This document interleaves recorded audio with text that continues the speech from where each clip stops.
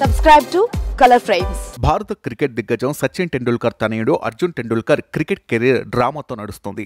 అర్జున్ తండ్రికి తగ్గ తనయుడు అన్న బిరుదును ఇంకా పొందలేకపోతున్నాడు. వరుస వైఫల్యాలు అతన్ని వెంటాడుతున్నాయి. బౌలింగ్, బ్యాటింగ్లో ఆశించిన స్థాయిలో రాణించడం లేదు. ఐపీఎల్లోనూ సత్తా చాటలేకపోతున్నాడు. తాజాగా జరిగిన వేలంలో కనీస ధర 30 లక్షలకు అతన్ని ముంబై ఇండియన్స్ కొనుగోలు చేసింది. అది కూడా సచిన్ మొహం చూసే ముంబై అర్జున్ను కొనుగోలు చేయాల్సి వచ్చింది. మెరుగైన ప్రదర్శన లేకపోవడంతో అతను తీవ్ర విమర్శలు ఎదుర్కొంటున్నాడు. తాజాగా ఏకంగా జట్టులో స్థానం కోల్పోయాడు. సయ్యద్ ముస్తాక్ అలీ ట్రోఫీలో అతని నిరాశాజనక ప్రదర్శన కారణంగా గోవా ప్లేయింగ్ 11లో అర్జున్కు స్థానం దక్కలేదు. ముంబైతో జరిగిన మ్యాచ్లో అర్జున్ టెండూల్కర్ 4 ఓవర్లలో 48 పరుగులు సమర్పించి ఒక్క వికెట్ కూడా తీసుకోలేదు. బ్యాటింగ్లోనూ నిరాశపరిచాడు. కేవలం 9 పరుగులు మాత్రమే అందించగలిగాడు. ఈ క్రమంలో ముంబై చేతిలో గోవా ఘోర పరాజయాన్ని చవిచూడాల్సి వచ్చింది.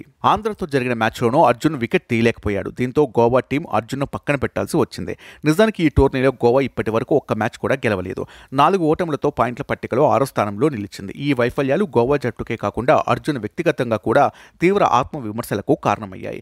నిజానికి అర్జున్ సచిన్ కొడుకు కావడంతో వరుస అవకాశాలు లభిస్తున్నాయి. కానీ వికెట్లు పడగొట్టడంలో విఫలమవుతూనే ఉన్నాడు. ప్రస్తుతం జరుగుతున్న సయ్యద్ ముస్తాక్ అలీ ట్రోఫీలో గోవా తరపున అర్జున్ రాణిస్తాడని అంతా భావించారు. ఐపీఎల్కు ముందు జరుగుతున్న ఈ కీలక టోర్నీలో తనను తాను ప్రూవ్ చేసుకునే గొప్ప అవకాశం లభించినప్పటికీ దాన్ని సద్వినియోగం చేసుకోవడంలో విఫలమయ్యాడు.